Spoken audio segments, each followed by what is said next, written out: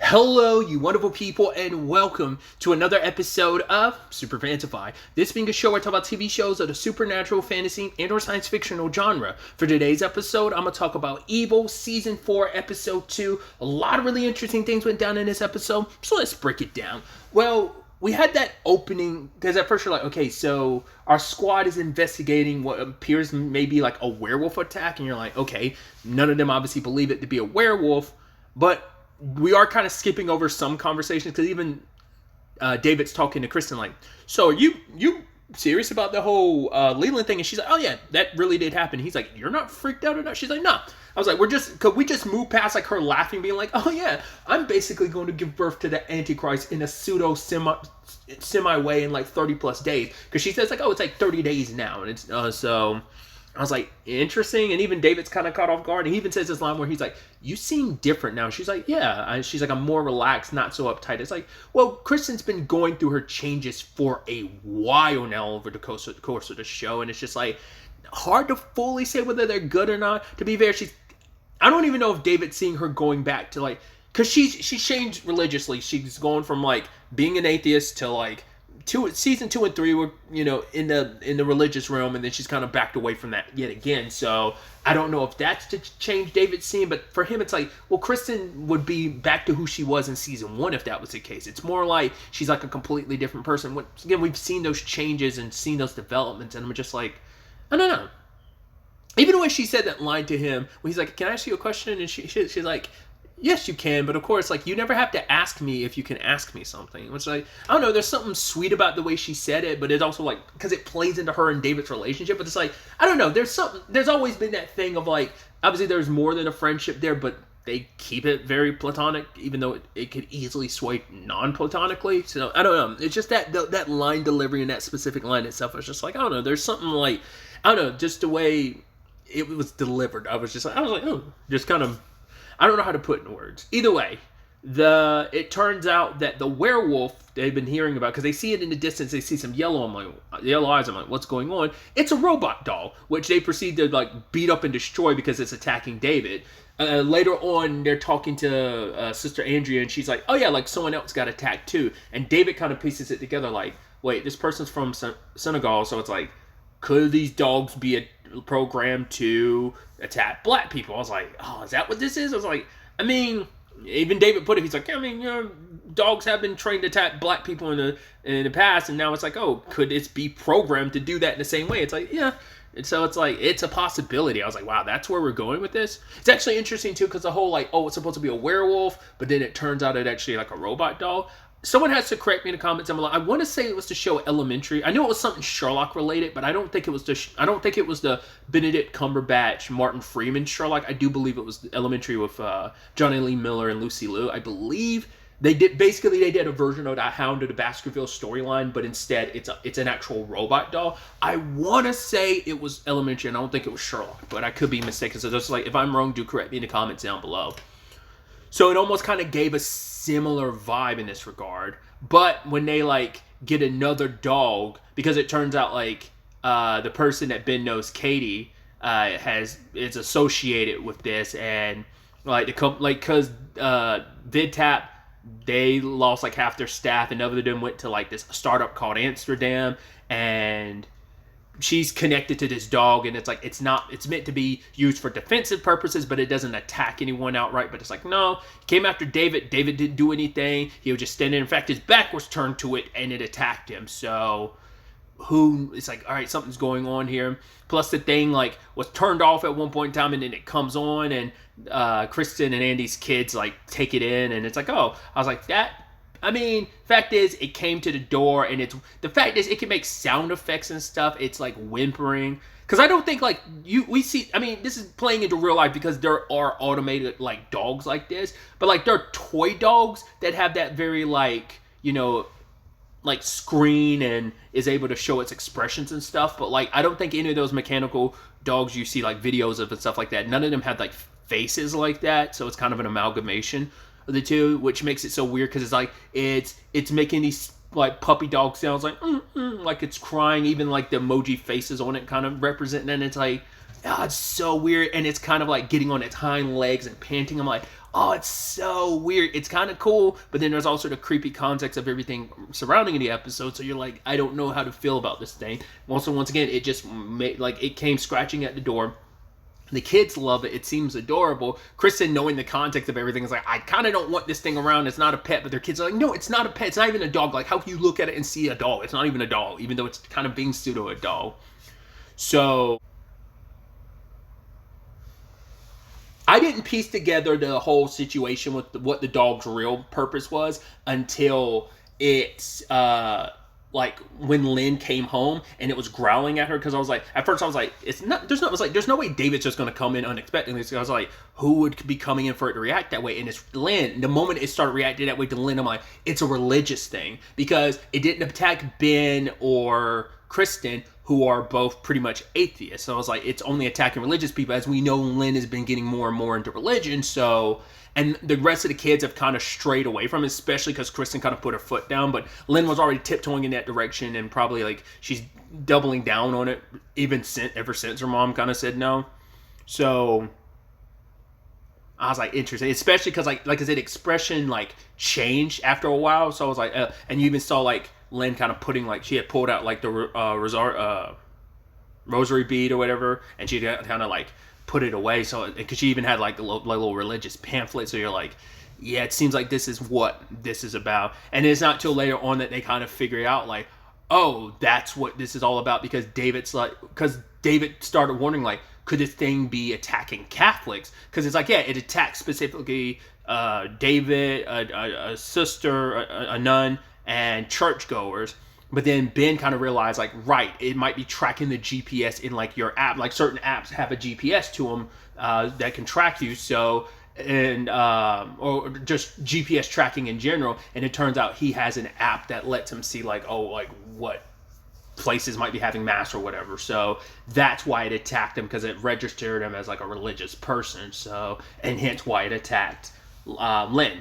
I meant to bring this up too, because I'd wondered, because of episode 1, and also like the book is being like, it's referencing science and stuff. I'm like, oh, is this going to be like a science fictional season? And it seems like it is the case. There's always been a science fictional undertone, you know, using science for evil. So now it's like, oh, this season kind of mainly revolving around that, especially with like the whole like, well, stealing Kristen's egg and then inseminating it, and the woman that's going to be the the person who gives birth to the Antichrist and stuff. So it's definitely, like I said, leaning into the science fiction of it. So it feels like that is going to be the motif of this season, or theme or element to it. So, but yeah, that whole situation was wild, and especially because, well, because Ben interacted with the person who has these dogs. His name is Harley. And I love that he tried to intimidate Ben. And Ben's kind of like, no, like, the fact is you'll face criminal charges because this thing has attacked people. And he's like, right, oh, if you really wanted to, like, try and track me GPS-wise, it's like, I already disabled it. And so he was just acting so badass. And I love that Kristen's kids are like, oh my God, it's Ben the Magnificent. Like, I legitimately love how that relationship has developed between Ben and Kristen's kids, just because they look at him as like the cool uncle, and it's so funny and so adorable. And him just kind of be like, yeah, I'm that guy, I'm that cool. It's like, I love that. That's so dope. That's such a beautiful, like I said, it's like we've gotten, that relationship has developed so beautifully over the course of these 4 seasons. I love that. But yeah, Kristen ended up like having to attack another one, because she's like, right, Ben, I thought you like returned it. It found its way here. He's like, no, it's here with me right now. So a separate one came to her home, and then like came into her daughter's room and tried to attack Lynn, and ended up attacking Kristen, and she had to bash it in with a hammer. So yeah, they end up talking to Harley, because that's also the element to it. Harley's a black dude, so it's like, oh, so it's like, I mean, would a black dude program a dog to hate other black people? Was like, I mean, it's a possibility, just seems super unlikely. So it's like, what is it? And because it turns out the church is near like 5, was it weed farms or something like that, and this particular guy's trying to protect his property. But even he's got to admit, he's like, oh yeah, my dog is just trying to protect what's mine. And we're like, it's like, yeah, this thing came into my house and attacked my daughter and attacked me. Like, you don't, like, it's attacked at least 3 people that we're aware of. And it's like, it's a different one. It's not even the same one that came to the house.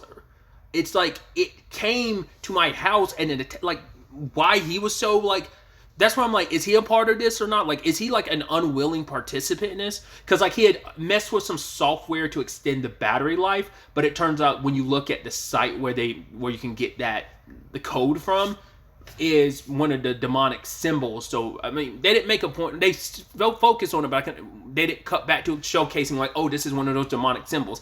Just the fact that they zoomed in on it and the way Kristen was acting is like, oh, David Ben, look, like it has to be one of those demonic symbols. So either he's a willing participant or unwilling participant. It's actually interesting because Katie says like because he did that, like basically altered their programming because it's a closed system. You're not supposed to do that. And because of that, they're going to sue him for like 150 grand in damages. And he's just like, oh, go to hell. Which I'm like, I don't know. That's why I'm like, how many? Because from time to time, there are willing participants in this. And sometimes there are unwilling participants having no idea the demonic game that they're mixed up in. So I don't know what Harley's position is on all of this. So the fact is he just didn't really want to acknowledge. Like he's like, oh, my dogs and stuff. It's like your dogs are wilding out, and it just seems to be you're the only one not willing to acknowledge it or take any culpability in all of this. So I don't know what to make of it. That's why I'm like, I don't know if he's just deliberately being ignorant just to hide face because he's really about this, or whether he just is just ignorant and just kind of thinks he's done nothing wrong and he is just being a middleman used in this demonic play. Because we learned from Leland. And I don't know why, instead of calling him Leland, in my head I almost want to call him Ben. It's been a while since I saw Lost, because like Ben is like his character's name from Lost, right? Either way, tangents and all that aside, like he's talking about how like evil, like the world has it's like right, only like 20% of Americans are like under their control, like are destined to go see their boss, the big guy, the big devil himself. And he's implemented some stuff to is increased like 10% of American men belong to them now. But then that number's kind of decreased in more recent years. And I love while they're talking in this meeting, Cheryl tried to speak up. And he's like, oh, that's just some woman. I was like, Jesus, Leland.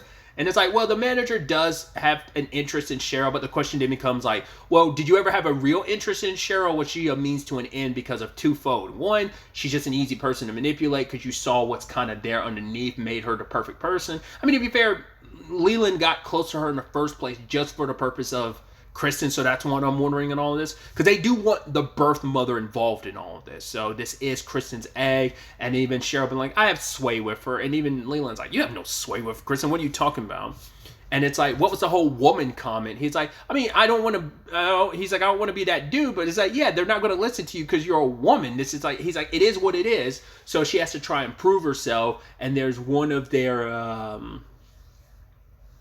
like demon people, what's the guy's name, Rooney? He's kind of been letting the demon out a little too much, and it's like, well, Cheryl was supposed to kind of nip that in the bud, and Leland gave her this job specifically because he knew she'd fail, or was hoping she'd fail. He's like, oh, well, it was nice knowing you, kind of like, oh, this guy's going to rip you to pieces, and yeah, guy was out of pocket, stepping on her shoes, drooling over himself, being like, the manager's not really like, this is a warning at best. If he really meant something, he would have sent a man instead of a woman. You know, someone's like, Jesus. And Cheryl's just kind of like, she kind of has a little bit of a breakdown in the room, bathroom. Next time she steps up, she's like, motherfucker, bet, I got you. Cuts off his pinky finger, and he's like, you bitch. She's like, when, mocking him. I'm like, why is no one reacting to the fact that this lady came here, cut off this dude's pinky finger, and no one's doing the goddamn thing. Everyone's just watching. Why is no one? I guess because it's like he's so much of a jackass, no one cares. It's like,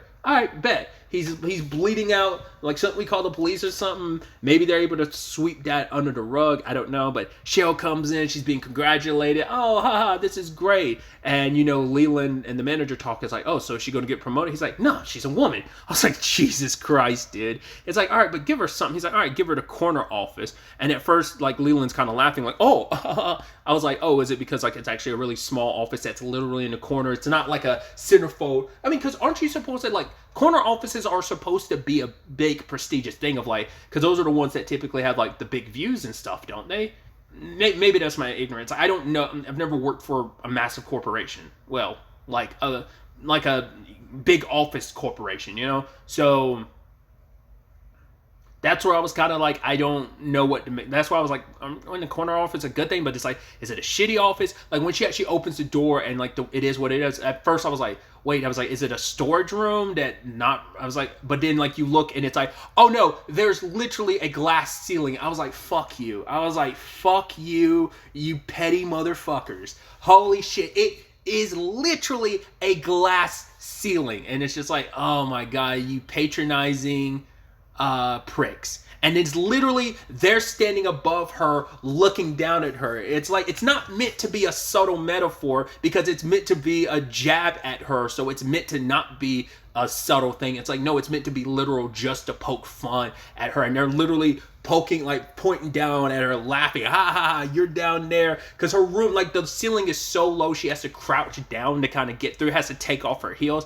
And she's like, I'm coming for you, assholes. Like, it just literally, she's got smoke for everyone. It's like, well, I wonder, could we see her like killing the manager at some point in time and taking over his position?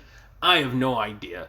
It's just, that was a wild situation. So it's like, it's so interesting when you think about where her and Leland were at one point in time to where they are now. Because it's like, right, we're adversaries. Like Leland's like, yeah, I'm a higher position. You think you're hot shit, Cheryl, but you're new to this. I've been evil for a bit. You know, this has been my game for a while. You're kind of the new blood in the situation. So, especially because she seems to try and told that line of like, she is part of the evil group, she embraces it, but she does seem to still want her daughter and her grandchildren. It's like, kind of can't have both. Doesn't work that way. I mean, it's like, well, she does kind of already have her claws on one of her grandchildren because like she's the one with the tail and just evil's kind of permeated her a little bit. I'm curious how she's going to feel about the oldest grandchild going down the religious route. Obviously Kristen's going to have her issue with that, hence why Lynn's been hiding at it. So let's circle over to Ben's situation, where I love that he's like, no, I'll work here at your place, Chris. And they're like, why not your place? He's like, I'm running an experiment. It's like, I mean, he's like, I'm doing a thing. It's like, yeah, I have a life outside this. And they're like, since when? He was like, since, even he was like, right, because this is kind of all his, like, he doesn't really have much of a social life. He's like, since none of your beeswax. And like, fine, you know, because they're like trying to figure out what's going on with Ben. And when they go over to his place later on, because his experiment was, he's trying to see like, okay, so I'm seeing this gin, quote unquote gin, out of the peripherals of my eye, and he's seeing like, right, when I'm staring straight on certain colors, you pop up in more, you more pop up in black than you do white, and more so in red. And he's got these percentages of like, what colors does this thing kind of like play through? And it's like, right, even if you want to say like I'm some figment of your peripheral or whatever, the fact is, what's up with you hearing my voice? And Ben's like, the way you talk, it's basically me talking to me. And then the thing kind of grabs him, and it's like, who knows all that particle accelerator did to him, which even Ben and Kristen ask about. But he's like, no, I'm fine, it's whatever. And he's just kind of shutting that down. But later on, he sees the colors even more, and it's starting to get to him that he decides to talk to Kurt, which we haven't we got the tiny bit with Kurt last episode when he went to see Sister Andrea, but like we don't know all of Kurt's circumstances that he's kind of going through. Yet here he's going to be helping Ben through his, and there's like demon stuff on, like, I mean, everyone's getting permeated by the demon stuff. Like it's attacking everyone's, like all our like recurring and main characters are all affected by it in some shape or form. Like despite like people denying its existence and stuff like that, it's still permeating Ben's life in a lot of ways. And it's like, oh, Kurt's like, how can I help you? He's like, I honestly don't know. So I'm curious to see where that goes. And like I said, in conjunction with what Kurt's going through too. So we have that. We have the Andy stuff. That like Kristen woke up in the middle of the night and found him under the bed, and it's like, well, it's a little reflective of the little shelf that Cheryl and Leland would put him on when they're like trying to like injecting him with stuff. Even to the point when they went to the doctors, like she had noticed like, yeah, there's some like liver stuff going on because of what you're being injected with, some collapsed veins. He's like, no, I'm not doing any drugs. And then Kristen checks his feet because the doctor was like, yeah, there's like marks like someone who is doing drugs would inject in between their toes. And he's like, that doesn't make any sense. she's like, oh, we should ask about like that doctor you saw in like Tibet and stuff. It's like, well, we know that was all bullshit, but I'm sure Leland and Cheryl have got that covered. They have a doctor they could have play that role to kind of keep the story going. Either that person's like the name that Kristen referenced, like either that person is in on all of this or it's just some made up name and they're just going to get someone to play the role of that doctor, being like, oh yeah, this is what happened to Andy.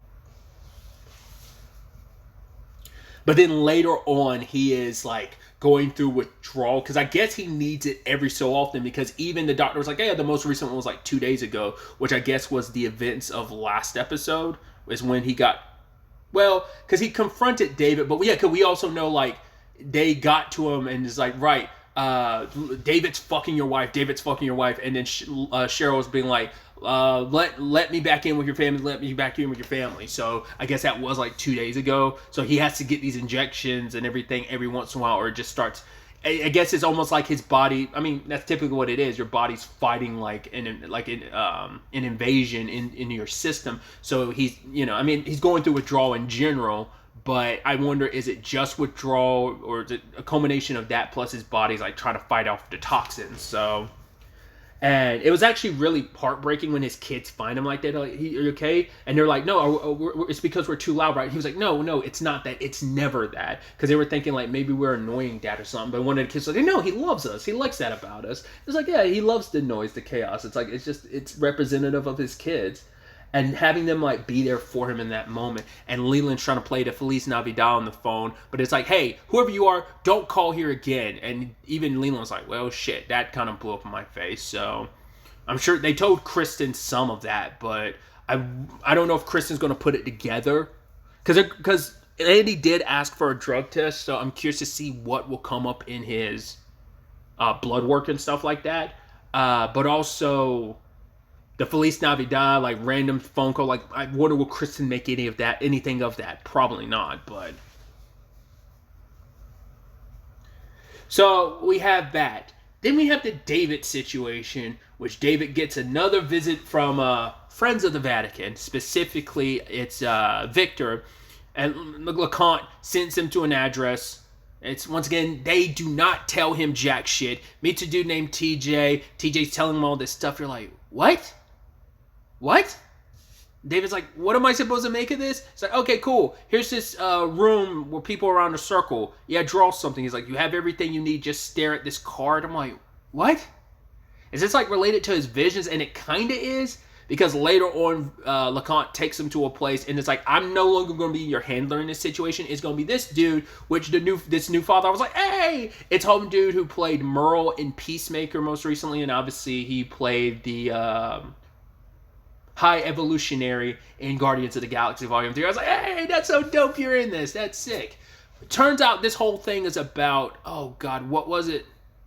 I forgot the actual term they're using, but it's basically like, they play a video and it's like, have you ever seen this video before, David? It's like, yeah, here's this guy 20 miles away at the time of you, like during your session and stuff, and you drew exactly what he was experiencing. It's like, I forgot the term. They said it in the episode. They'll probably bring it up later on in the show too, but basically it's a type of like power where it's like, right, you can, God damn it, I wish I could remember the term off the top of my head. Just for the sake of this recording, I won't bother trying to like look it up right now, but it's going to drive me crazy. I was just thinking about the term, and I just like, but basically David's able to see like this video TJ is recording, even though David's never seen it, and he was able to draw what TJ was going to see in the video, like these landscape shots, like by like 75% accuracy. And it's something that the CIA has been interested in, because obviously for intelligence gathering, it's kind of similar to what 11 would do. It's kind of something like that without just like the full like science fictional science behind it, but this is what David was able to do, and is the power that they're developing. And it's like, okay, he's like, are we the CIA? And LeConte's like, basically, he's like, I don't believe in this stuff. That's why I'm no longer going to be your handler, and Home Dude is taking over. As he explains, like, right, the church has, or rather the CIA has different facets and stuff. And like it's like LeConte believes more into more traditional stuff. He's kind of more into like maybe supernatural, otherworldly side of the CIA and stuff. And that's where this all kind of comes into play. That's why he's taking over and LeConte's moving away from all of this. So it's like, well, we know David has the visions, which for a while it's like, were those really his visions? Were they really visions from God? That was a whole thing. But now it's like, well, it's kind of developing that more, that sixth sense that David has. So not quite sure what to fully make of this, but it is an interesting development for David in that capacity. So it's going to be interesting to see where that goes, as well as his relationship with this new handler, this new friend of the church type of situation. So keep hammering home the point that they're going to need David more so than ever with everything that's on the horizon, and considering like, hey, the literal Antichrist is being born in like less than a month. So it's definitely going to be interesting to see where all of this ends up taking us going forward into the next episode. But really, that's all I wanted to talk about. So the next time we meet, be happy, be safe, live life to the fullest, and enjoy it. Good day and goodbye.